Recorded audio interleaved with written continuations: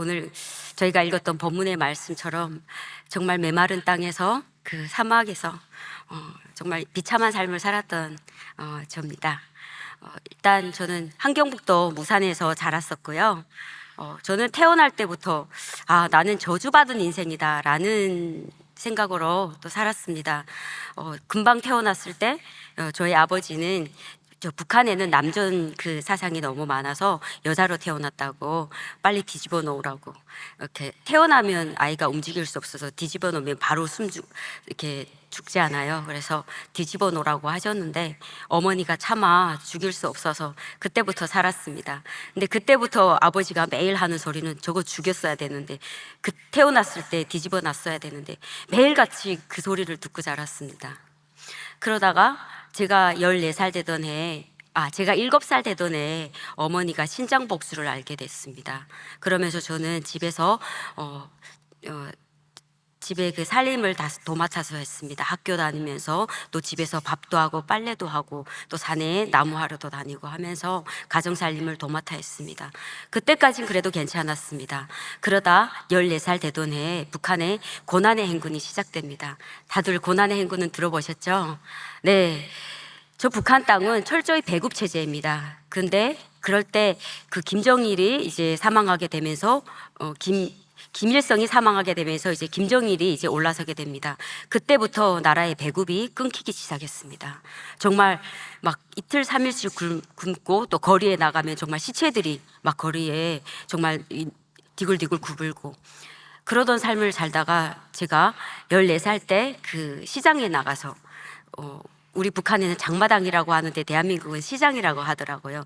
그때부터 어머니가 만들어주는 빵과 또 두부와 여러 가지 음식들을 만들어주면 저는 그걸 가지고 장마당에 나가서 팔기 시작했습니다. 오늘 우리 본문에 나는 그 말씀에 보면은 사마리아 여인이 땡볕에 물길러 나왔습니다. 왜 땡볕에 물길러 나왔을까요? 사람의 시선을 피하기 싫었던 겁니다. 네, 저도 그랬습니다. 14살 때 아마 북한 땅에 첫 아이가 먼저 장사를 시작했던 것 같습니다. 너무 창피하고 너무 힘들었습니다. 그래서 저를 아는 사람만 오면은 다리 밑에 들어가 숨어 있다가 또 모르는 사람이 나오면 다시 또 앉아서 길에서 그 빵을 팔고 그런 삶을 살다가 그 장사마저도 되지 않았습니다. 그래서 계속 굶기 시작하고 그러다가 제가 장사를 크게 하다가 남의 돈을 빌려서 큰 장사를 하다가 강도에게 다 뺏겼습니다. 그렇게 돼서 제가 이제 3일 동안 굶기 시작합니다. 여러분 소금 맛을 봤나요? 여러분은 소금이 어떤 맛만 난다고 생각하나요? 다들 소금은 짠맛만 난다고 생각할 겁니다. 아닙니다. 소금은 짠맛만 있는 것이 아니라 단맛도 있습니다. 고소한 맛도 있더라고요. 3일 동안 굶다가 집에 독을 이렇게 뒤져보니까 쌀이 한 알도 없었습니다. 저도 굶고 어머니도 굶고 가족이 다 굶었습니다. 그래서 정말 먹을 거 없어서 보니까 돌소금이 있었습니다. 그 돌소금 하나를 지구로 빨아먹는데, 빨고 물을 먹고 빨아먹고 물 먹고 하는데 얼마나 고소하고 그렇게 단지, 소금이 그때 단 거를 처음 알았습니다. 그렇게 고소한 맛이 있는 줄. 그렇게 계속 먹다 보니까 소금독이 오르기 시작해서 얼굴이 막 팅팅 부어오르기 시작하더라고요. 그때 저는 삶이 너무 비참하다. 정말 나는 저주받은 인생이다. 그냥 내가 태어났을 때 어머니 그냥 나를 뒤집어 놔서 죽이지. 왜 이렇게 비참하게 살지? 그래서 길거리에 나가도 정말 길거리 거리마다 굶어 죽은 시체들이 너무나 많고 저만 그럼 받는 고통이 아니었습니다. 그러다 저는 어머니 친구를 찾아가게 됐습니다. 그때 그 어머니 친구는 사람들을 중국에 일하러 이렇게 보내주는 일을 하고 있었습니다. 이렇게 부록구처럼 일을 하고 있었는데 그 이모한테 찾아가서 제가 얘기했습니다. 저 좀 중국에 보내달라. 그랬더니 흔쾌히 오케이 하시더라고요. 그래서 저희 오빠와 제가 중국의 연변 쪽에, 저희 집은 강 하나 건너면 중국이었습니다. 그래서 중국에 이제 일하러 가서 집집마다 돌아다니면서 뭐 강냉이도 심어주고 콩도 심어주고, 그때 봄 때였습니다. 농사를 지어주고 한 200 정도 벌어가지고 다시 북한으로 나왔습니다. 다시 엄청난 빚을 졌던 걸 다 물고 그때 저희가 그 중국에서 일을 너무 잘해가지고 예약을 하는 겁니다. 다음 가을 때 너희들이 좀 들어라 해서 저희가 예약을 하고 북한에 나왔습니다. 이제 가을 거지가 되자 오빠랑 저랑 다시 중국에 넘어갔습니다. 중국에 넘어가서 또 집집마다 돌아다니면서 일을 하게 되는데, 저희가 북한에서 중국에 넘어올 때는 그 강을 지키는 군대들에게 날짜를 약속하고 나갑니다. 저희가 언제까지 나가겠다. 저희가 그때 10월 20일 날에 나가기로 약속하고 들어왔습니다. 그런데 일을 하다 보니까 그 동네에서 돈을 잘 주지 않고, 주인집에서도 먼저 주인집이 돈을 받아서 저희에게 주는데 주인집이 돈을 주지 않았습니다. 그래서 계속 그 돈 주기를 기다리다가 일하다 보니까 이제 12월 달이 돼가는 겁니다. 북한은 1월 1일 신정을 크게 셉니다. 그리고 그때 또 인원 이렇게 그 가족들이 누가 있는지 없는지도 조사합니다. 근데 그때 저희가 지금 11월 30일 날 돼서 빨리 나가야 되는 상태였습니다. 29일이군요.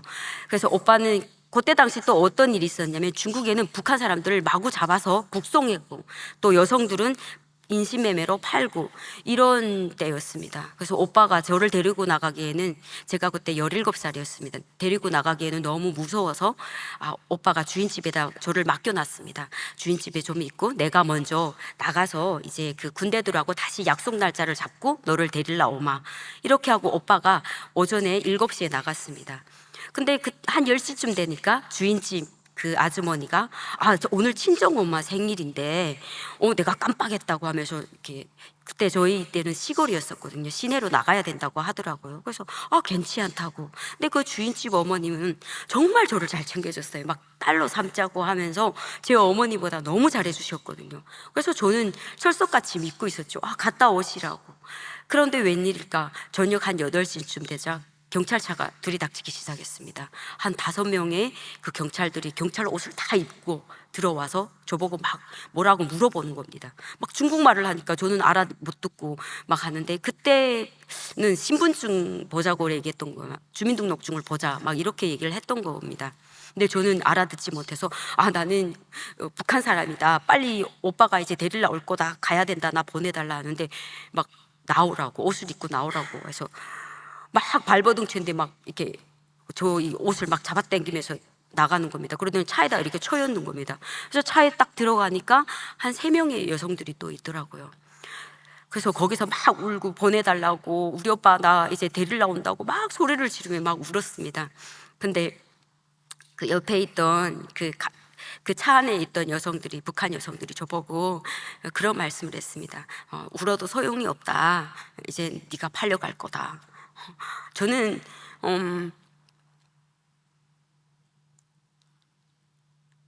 너무 믿겨지지도 않고, 사람이 팔려간다는 건 상상도 해보지도 못했고, 그냥 인신매매 이런 거 한다, 그러니까 그냥 남에게 일어나는 일이었습니다.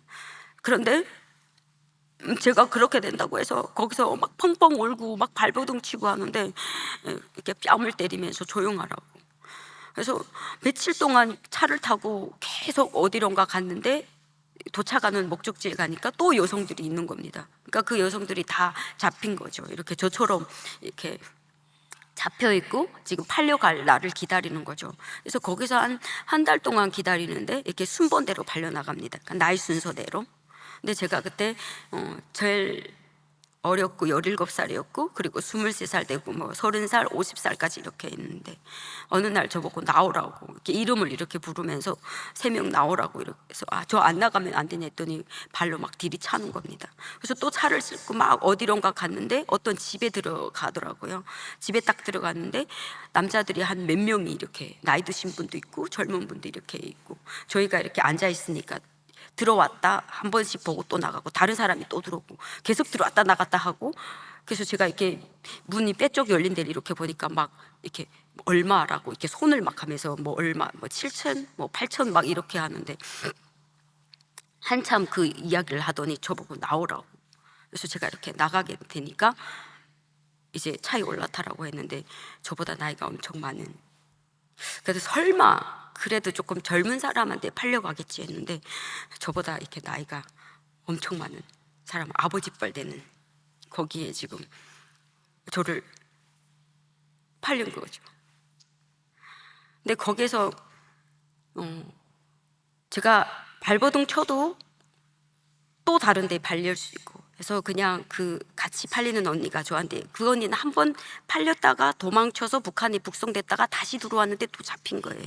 그 언니가 얘기를 해주고, 그냥 순수히 따라가서 말 좀 배우고 나서 도망가라, 이렇게 알려줘가지고, 그래서 울음도 안 났습니다. 너무 믿겨지지도 않고, 과연 이게 팔린다는 게 도대체 어떤 삶이냐, 이런 생각에, 그래서 어쨌든 차 타고 한 8시간 정도 들어갔던 것 같습니다.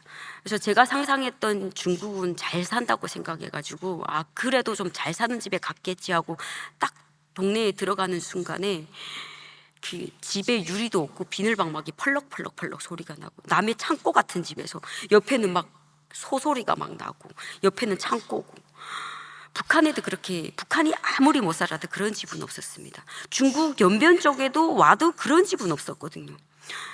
들어가 보니까 어떤 할아버지가 또 누워있고, 할머니가 엄청 나이가 들고, 그런 집에 지금 팔린 건데, 온 동네 사람들이 다 왔습니다. 다 와서 뭐 진짜 그 동물원에 그 원숭이 구경하듯이 다 와서 막 구경하고, 남녀로서 아이들까지 와서 막. 그때 이제야 실감이 오는 겁니다. 아, 내가 진짜 팔렸구나. 내가 지금 이런 곳에 와 있구나. 사람들은 막 웃고 막 뭐라고 얘기를 하는데 전혀 저는 알아들을 수 없는 이야기를 계속하고. 거기까진 그래도 괜찮았습니다.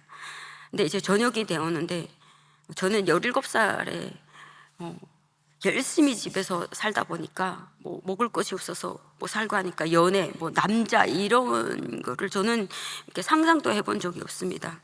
근데 이제 저녁이 되니까 이제 저에게 고통이 시작됐습니다. 근데 그나마 제가 할 수 있었던 게, 들어오면서 보니까 부엌에 칼이 있는 걸 봤습니다. 그래서 그 저녁에 부엌에 나가서 칼을 쥐고 와가지고 찌른다고, 다치지 말라고 막 그렇게 하는데, 저의 힘을, 남자의 힘을 당할 수 없기 때문에 그때부터 고통이 시작됐습니다. 그래서 저는 항상 뭔가 손에 뾰족한 거를 쥐고 있어야지 마음이 편했습니다. 근데 이제 집에서도 그걸 알고 있기 때문에 보이는 그 도구들은 다 치워버리는 겁니다.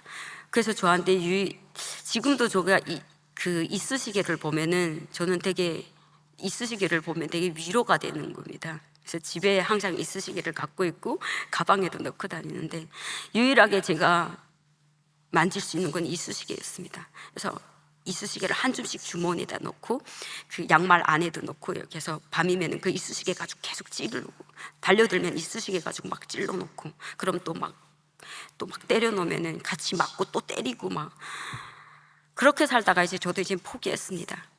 이제 뭐 제 힘으로 할 수 있는 건 없기 때문에, 그래서 어떻게 하면 죽을까, 이제는 자살할 생각을 했습니다.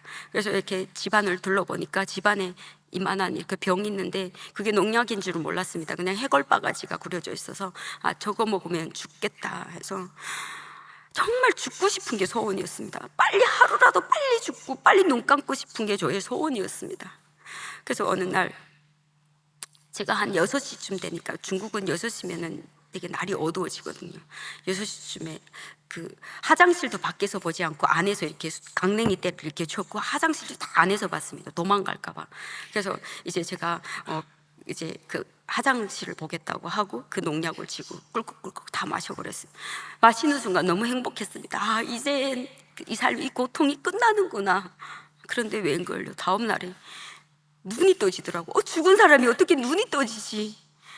그래서 이렇게 보니까 보기 싫은 사람들이 다 보이고 막 저를 욕하는 겁니다. 근데 나중에 알고 보니까 제가 실려가서 위세척을 다 해준 겁니다. 그러다 보니까 그 집에는 빚을 더 많이 지고 있고, 그리고 제가 팔려갔던 동네는 시족 동네입니다. 사돈의 8층부터 다 친척입니다.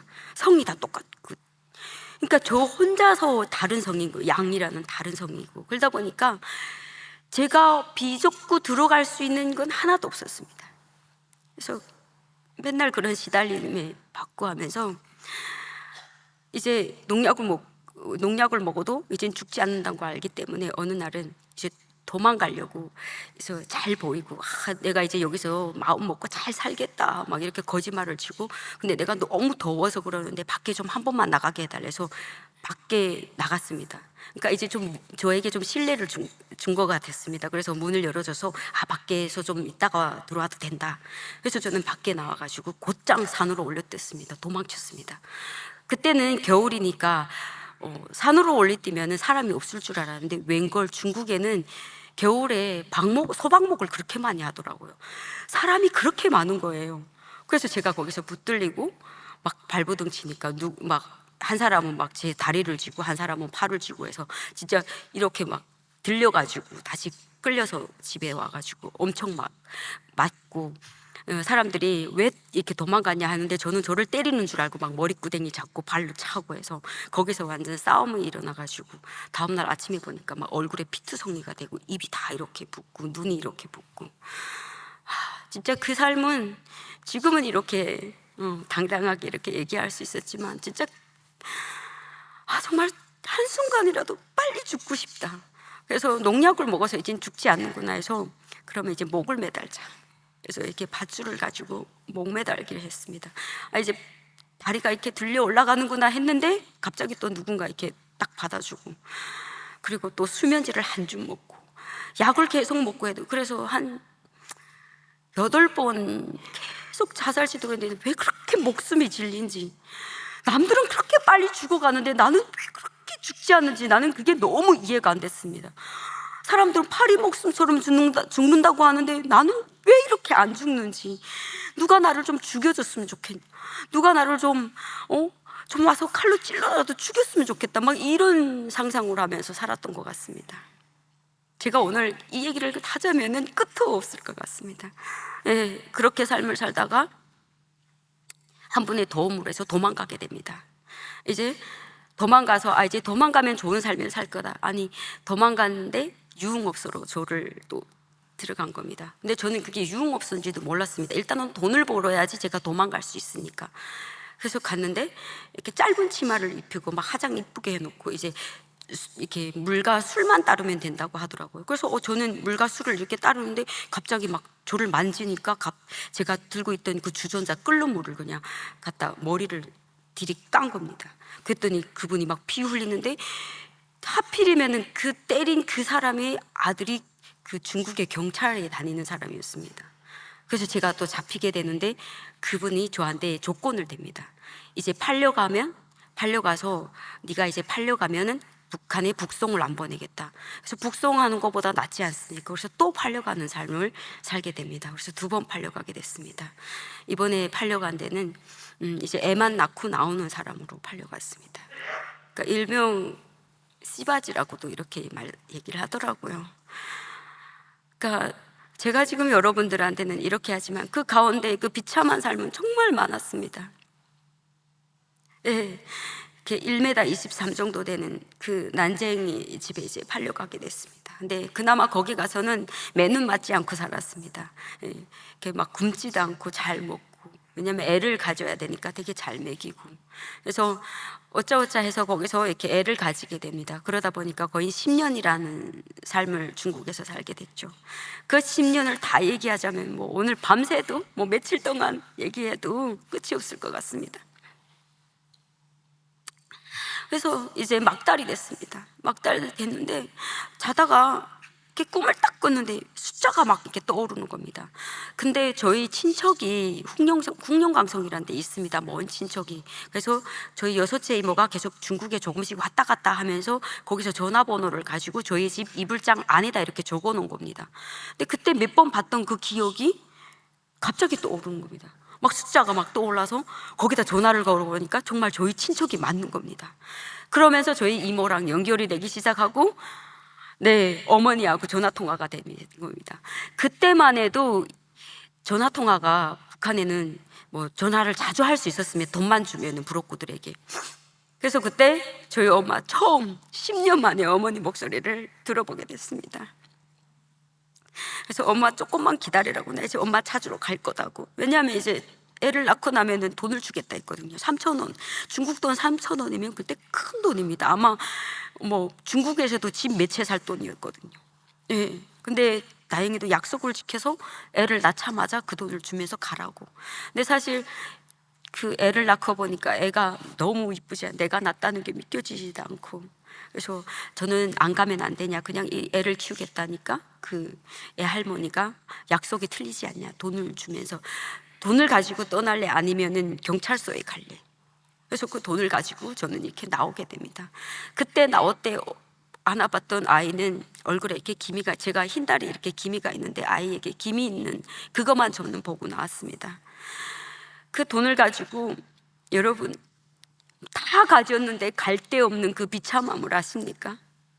그래서 다시 이모랑 통화를 해가지고 엄마와 연결돼가지고, 엄마 내가 이제 드디어 이제 어머니를 볼 수 있다, 나 돈 3,000원 있다. 그러니까 제정신이 아닌 겁니다. 이제 애를 빼앗기고 이렇게 나오고 하니까 그때는 우울증이었던 것 같은데, 우울증인 건 모르고 나도 내 정신이 아닌 겁니다. 이 돈만 가지고 일단 고향에 가면 돌아가면 된다, 이 생각이었습니다. 그런데 웬걸요, 정말 저는 믿겨지지도 않은 어머니의 이야기. 오지 말라, 당장 나오라, 막 보고 싶다, 이런 말을 들을 줄 알았는데 어머니는 나오지 말라고. 네가 오면 이제 우리 가족이 다 잡혀간다, 친척까지도 다 이제 추방될 거야, 막 그러면서 나오지 말라고.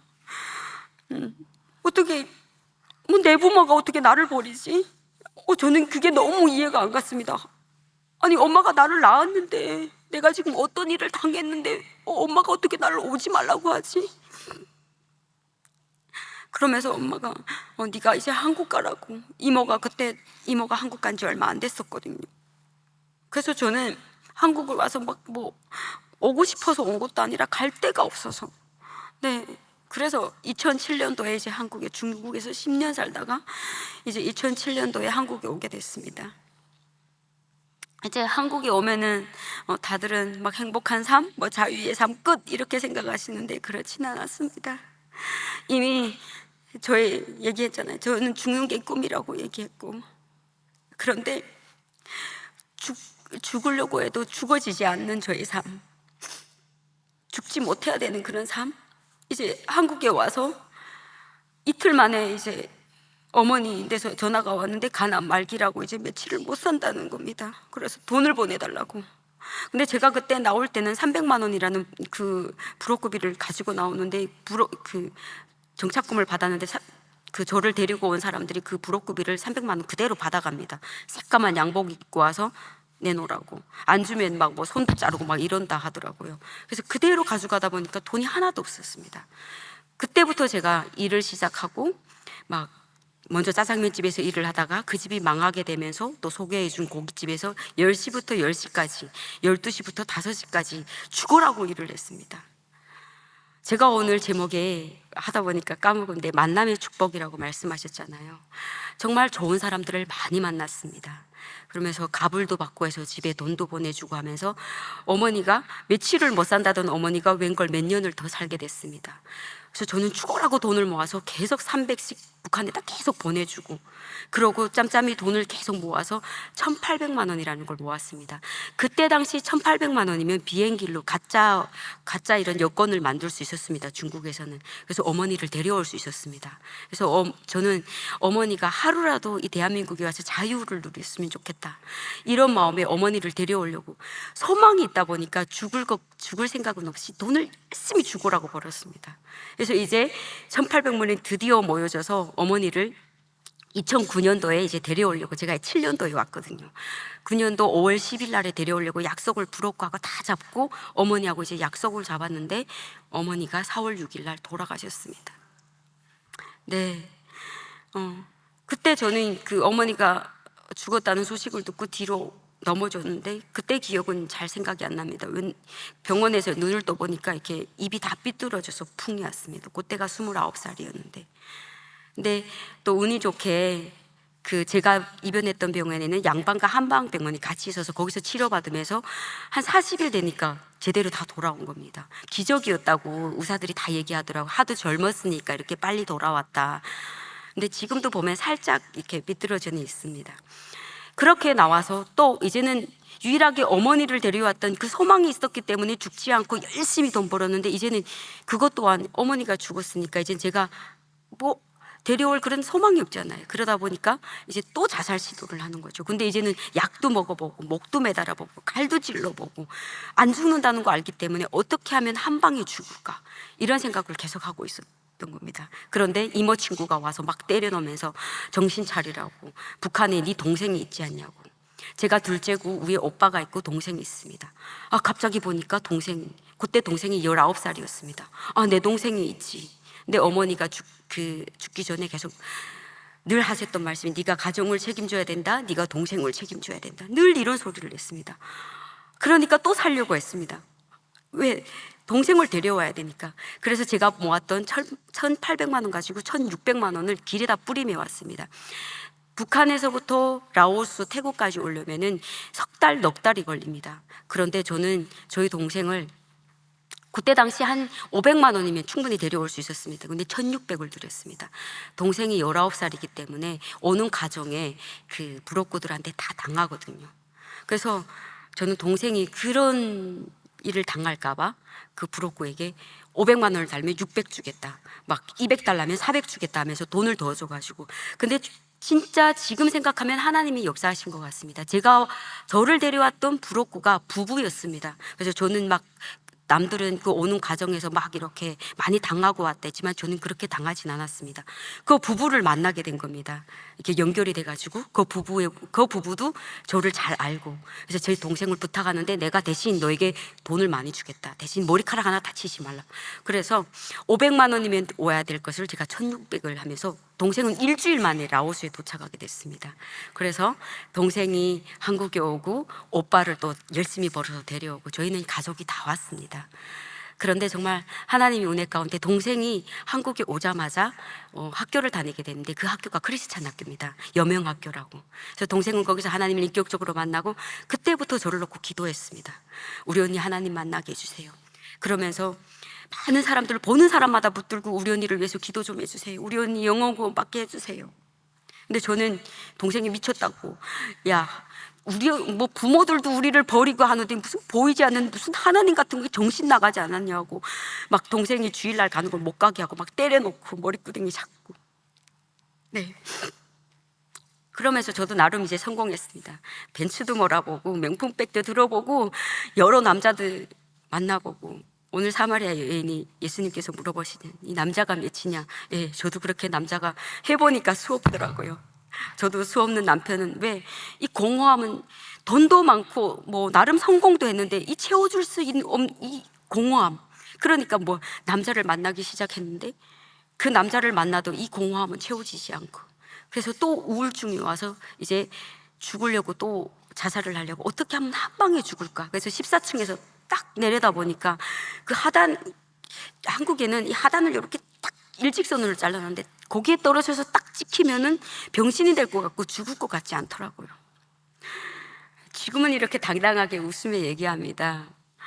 진짜 비참한 그 인생, 너무 죽고 싶은 그 인생. 근데 동생한테 짐이 되지 않기 위해서 어떻게 하면 한 방에 죽을까 해서 일주일을 굶었는데도 안 죽더라고요. 남들은 북한에서 3일 굶으면 4일 굶으면 죽는다는데 왜 그렇게 내 목숨은 질린지. 네, 그런 가정에 있다가 그날 제가 쓰레기를 버리고 항상 문을 잠그고 사람을 안 만났습니다. 그런데 그날 어떻게 쓰레기를 버리고 문을 잠그질 않았는데 그때 틈 타서 동생이 담임 목사님과 사모님을 데리고 저희 집에 오게 된 거죠. 그때 지금 1907 교회에 담임하시는 김북한 목사님이 계십니다. 탈북민 목사님인데 그때 그 목사님이 신방 오셔서 저에게 뭐 하나님을 믿어라 뭐라고 하지 않고 계속 우시더라고요. 피 한 방울도 섞이지 않은 남이 나를 위해서 계속 울어주는 겁니다. 여러분, 누군가 상처가 있고 누가 외로움이 있을 때 여러분이 가서 손잡고 같이 울어만 줘도 하나님이 일하십니다. 네, 그분이 와서 울어주는데 저는 누군가 나를 위해서 울어주는 사람은 처음 봤습니다. 내 형제도 나를 위해서 울어주지 않았거든요. 그러면서 그분이 이런 말을, 이제는 다 내려놓고 희연자매님을 위한 삶을 살아라. 근데 나를 위한 삶이 뭔지 저는 몰랐습니다. 뭐 어떻게 해야지 사는 삶이. 그래서 막 그분한테 막 행패질을 한 거죠. 뭐가 나를 위한 삶이냐고. 내 부모 나를 버리고 막 하는데 막 그분한테 막 토설을 한 거죠. 그분이 막 손을 붙들고 사모님하고 둘이서 가염없이 우셨습니다. 근데 그때 신기하게도 제 마음이 열리고, 아, 이런 사람은 어떤 사람이지? 그러면서 제가 그 사람들을 쫓아갔습니다. 근데 그분이 그때는 뭐 담임 목사님, 사모님인 거 몰랐고, 이분들의 삶은 어떻게 사냐 했더니 그때 노원에 이런 지하교회, 이게 지하에 된 그게 교회를 개척한 분이더라고요. 거기를 가게 되면서 제가 이제 좀 하나님이라는 분을 조금 알게 되고, 그때도 잘 믿지는 않았습니다. 왜? 제가 사람한테 팔렸기 때문에 사람을 안 믿거든요. 이분들이 이렇게 하는 목적이 뭔가 있겠다, 또 나에게 뭔가 해코지를 하려고 막 이런 생각. 그러다가 동생이 어느 날 놀러 가자고 하는 겁니다. 그래서 저는 놀러 다닌 적이 없어서 너무 좋다, 그래서 바람 쐬러 가자니까 간 것이 지금 손희식 목사님께서 하시는 힐링킹덤입니다. 그 힐링킹덤에 가서도 제가 아마 거기 가서도 지금 여기에 그 힐링킹덤 참가하신 분들이 봐서 다 알 겁니다. 다리를 꼬고 앉아서 껌을 쫙쫙 씹으면서 애니팡 게임을 막 하면서 막 사랑한다는 겁니다. 그래서 내가 너 얼굴 자빠졌네, 무슨 사랑, 가식 같은 막 안아주는데 막 왜 이러냐고 막 오글오글거리고. 그러면 앉아서 사모님이 그 사모님인 줄 몰랐습니다. 손승광 사모님이 그 옆에 있는데 중얼중얼거리면 미친 것들 지금 놀고 있네, 막 손들고 찬양하는데 너무 웃기는 겁니다. 그러면 막 쥐어 하는데 막, 그리고 막 방언 막 입에서 막 이상하죠. 미친 것들이 앉아있구나, 내가 잘못 왔네. 그리고 동생한테 야, 이 미친년아 왜 이런 데 데리고 왔냐고 막 이러면서. 그래서 저는 거의 예배를 참가하지 않고 바깥에서 핸드폰 가지고 전화하고 게임하고 막 놀고, 진짜 그 망나니 짓을 다 한 것 같습니다. 사람들이 지나가면서도 안타까운 눈길로 보고. 그러다가 세족식 가는 날이었습니다. 그때 거기서부터 마음이 열린, 누군가 나의 발을 씻어준다는 게 너무 놀랐습니다. 근데 그때는 조금 나이 드신 분이었는데 막 저를 붙들고 그렇게 하염없이 눈물을 흘리며 제 발을 막 닦아주고 양말 막 신겨주고, 저는 깜짝 놀라서 하지 말라고 하는데 막 그분이 괜찮지 않다, 사랑한다 막 이러는데 거기서부터 마음이 열리기 시작했습니다. 그리고 세족식 끝나고 레드 카페가 있고 막 화관식하고 막 저에게 막 화관식을 하는데 나도 이런 거 받는 사람이야, 내가 막 공주된 느낌? 네, 거기서부터 그 이분들이 도대체 뭐야 했더니 하나님을 믿는 사람들이라서. 그래서 자세히 보니까 하나님이 믿는 사람들은 다르더라고요. 얼굴에 그렇게 미소가 있고 저의 발을 씻어주는데, 이 더러운 발을 씻어주는데도 너무 행복해하는 겁니다. 내 부모도 아닌 남이 피 한 방울 안 섞인 사람들이 좋아하는데 이렇게 해주는 겁니다. 그때부터 마음이 열리기 시작하고, 그 하나님이라는 분을 내가 좀 믿어봐야 되겠다. 그렇게 해가지고 이제 제가 그 수원에서부터 노원까지 2시간 되는 그 거리를 제가 오란 소리도 안 했습니다. 제가 금요기도 참가하고 일요일 참가하면서, 네, 거기서부터 마음이 조금 열리고 동생이 준 성경책을 읽기 시작하면서 처음엔 안 믿겠습니다. 태초에 하나님이 천지를 창조, 이거 사기치네. 왜냐하면 북한에 김일성이 그 일본 놈들이 쳐들어왔을 때 혼자 있어가지고 어떻게 할까 하다가 수많은 무리들이 있는데 딱 보니까 그 앞에 솔방울이 있어가지고 솔방울을 딱 던졌는데 수류탄이 됐다, 막 이런 거랑 막 겹치는 것처럼, 이거 사기꾼이네. 그또 막 보는데 노아 홍수 사건에 가니까 사람들을 다 죽여버리는 거, 사람만 죽이는 게 아니라 세상을 다 뒤집는, 이거 진짜 김정일보다 더 무서운 놈이네, 막 이러면서 막 그러면 상상을 하고 있는데, 근데 그럴수록 계속 궁금한 겁니다. 그래서 동생한테 어느 날 전화해서 그 하나님이라는 분이 왜 그렇게 무서운 분이야 했더니 막 동생이 웃으면서, 언니, 하나님이라는 분이 그렇게 무서운 분이 아니야. 그래? 근데 또 좀 궁금해지고, 근데 또 막 그 10계명이 나오는데 우리 북한에 당의 유일상책에 10대 원칙이 있습니다. 그것을 똑 이렇게 바꿔놓은 거더라고요. 그래서 요거 흉내를 너무 잘 냈네. 그럼 김일성이 진짜야, 이 하나님이 진짜야, 어느 게 가짜야, 막 이러고 혼돈 속에 있는데 너무 궁금증이 나는 겁니다. 그래서 목사님께 나 성경 좀 가르쳐달라. 그때부터 성경을 배우게 되면서 하나님을 만나는데 요셉의 이야기에서 깨지기 시작했습니다. 저희 삶이 해석되더라고요. 요셉은 형제들한테 팔려가는데 나는 그래도 괜찮다야, 난 남한테 팔려갔잖아, 난 그래도 내 형제인데 팔려 안 갔잖아, 막 이렇게 해석하면서 그 요셉의 그 고난 가운데도 함께 하신 하나님, 그 요셉을 총리로 세우신 그 하나님, 나도 하나님이 총리를 세우려고 그런 고통을 당하게 했구나, 내가 왜 그래서 나를 죽지 않게 하셨구나, 막 이렇게 삶이 해석되면서 이사야 말씀, 호세아 말씀, 네, 거기서부터 우러나기 시작했습니다. 하나님이 나를 사랑하는구나. 그 다음 이사야 말씀에서 그런 말씀 있잖아. 부모가 너를 버렸을지라도 나는 너를 버리지 않는다. 나는 너를 손바닥에 새겼다. 그 말씀이 하나님이 나를 버리시지 않았구나. 내 그 고통 가운데도 함께 하셨구나. 내가 고통을 당한 것 같지만 그 십자가에 매달리신 그 예수님이 내 고통을 당했구나. 막 이렇게 해석이 되면서 목사님 보고 나 하나님 나라 공부 배우게 해달라. 그 학교 좀 보내달라고. 네, 그렇게 해서 제가 신학교를 가게 되고 지금 천국 가신 손희식 목사님께서 우리 희원이 할 수 있다. 우리 딸 할 수 있다. 이런 격려를 주셨습니다. 어찌 보면 여러분들이 그 힐링 킹덤은 그냥 뭐 2박 3일 행사처럼 보일지라도 그렇지 않습니다.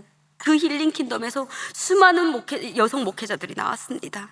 그리고 이번에 그 김한현 목사님께 가서 또 힐링 킹덤에서 말씀을 전했는데 한 몇 년 전에 안 일어났던 기적들이 많이 일어났습니다.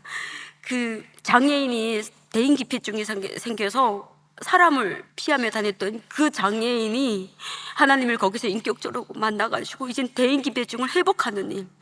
그리고 정말 저는 그래도 괜찮습니다. 어떤 자매는 그 북한에서부터 삼촌한테서부터 그렇게 계속 강간을 당하다가 중국에 와서도 시아버지, 시형, 남편 하룻밤에도 맨 남자에게 그렇게 시달리던 그런 여성들이 와서 나는 괜찮다. 하나님이 대신 당해줬다. 막 이런 고백을 하고 정말 수많은 기적들이 일어났습니다. 그 힐링 킹덤을 통해서 정말 상처받은 그 여성들이 치유가 되고 저도 거기서 가간 없이 사람들에게 비난하고 막 욕을 하던 저도 오늘날 어떻게 됐습니까? 이 자리에 서서 이렇게 당당하게 저의 삶을 웃으면서 고백할 수 있고. 그래서 이제 하나님을 만나고 이제 장로의 신학교에 이제 가서 학부도 다니고 이제 신대원을 졸업하고 사역을 시작하고 계속. 근데 그때마다 제가 생각했던 건 한없이 낮아지고 그렇게 공부를 배우지 못했던 저희 그 삶의 지혜가 부족하다고 했지만 하나님이 함께 하시니까 지혜도 주시고 그리고 많은 동력자들을 붙여주시고 우리 손희식 목사님 항상 저했던 너는 할 수 있어. 하나님이 너를 상처 입은 치유자로 들어서 사용하실 거야 라는 그 격려를 붙들고 기도했더니 정말 어떻게 됐습니까? 사마리아 여인이 어떻게 했습니까? 그 세상에 계속 이 남자 저 남자 채울 수 없는 그 생수를 마셨는데 목이 말랐잖아. 그런데 뭐야? 내가 주는 생수를 마시는 자는 목이 마르지 않는다. 정말 예수님이 주는 그 생수를 마셨더니 목마르지 않는 삶? 그러고 어떻게 했습니까? 그 사마리아 여인이 인생의 그 무거운 물동이를 지었던 것을 던져버리고 하나님을 만나는 순간에 그 수치스러운 삶을 다 잊어버리고 그 마을에 뛰쳐가서 내가 메시아를 만났다라고 했던 것처럼 제가 제 인생의 그 무거운 짐 모든 걸 던져버리고 이제 제가 복음을 전하는 사명자로 이렇게 서게 됐습니다. 감사합니다. 네, 제가 이 자리까지 올 수 있었던 건 하나님께서 하셨고 여러분이 북한을 위해서 열심히 기도했기 때문에 그리고 전국 가신 우리 손희식 목사님께서 정말 우리 친정 아버지가 돼서 저는 손희식 목사님 만나기 전에 하나님은 불렀지만 하나님 아버지를 안 불렀습니다. 왜냐하면 저는 어릴 때부터 아버지가 저를 죽어라고 했고 매일마다 죽고 아버지가 매일같이 저를 때렸기 때문에 아버지 하면 남자 하면은 소름이 끼쳤습니다. 손희식 목사님을 만나고 나서부터 아버지라는 말을 회복했고 하나님 아버지라고 아버지를 부를 수 있었고 손희식 목사님을 아버지라고 부를 수 있었고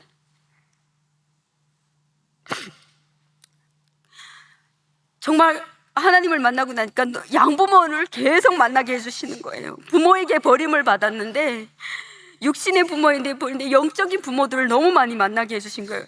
만나는 사람마다 너 우리 딸 하자, 너 우리 딸 하자. 그래서 한국에 가면은 여기저기에도 다 양부모님들이 있습니다. 그 평강교회 조성호 목사님, 또 강원도에 가면 또 함상호 목사님 다 양딸 하는. 하나님을 만나니까 이런 은혜가 있더라고요. 근데 그래서 지금은 죽으려고 생각하지 않습니다. 목숨이 아까 하나님 더 많이 살려주세요. 더 오래 살다가 제가 정말 하나님 저 북한 땅을 열어주실 때 하나님 저 북한 땅에 가서 손인식 목사님 얘기하셨던 거 그 힐링 킨덤을 저 북한 땅에서 열고 싶습니다. 그 천국 잔치를 북한 땅에 열고 싶습니다. 이렇게 기도합니다. 여러분들 저만 고통스러운 건 아니더라고요. 여러분들도 이 미국 땅에 와서 각자 삶이 다르지만 고통은 다 있지 않아요. 그리고 지금도 인생 가운데 우리가 살아가는 건 고난이 없으면 우리는 하나님을 버릴 겁니다. 고난을 주시는 건 우리가 하나님을 붙들라고, 그 고난을 통해서 하나님 우리를 연단하시는 거. 그래서 저는 오늘 여러분들과 함께 기도했으면 좋겠습니다. 우리 인생에 지고 있는 물동이들, 또 자식을 위한 물동이, 고난, 또 우리가 이 삶의 어려움, 또 질병으로 인한 이 물동이들 오늘 주님의 그 십자가 앞에 다 내려놓기를 원합니다. 제가 여러분들하고 함께 기도했으면 좋겠습니다.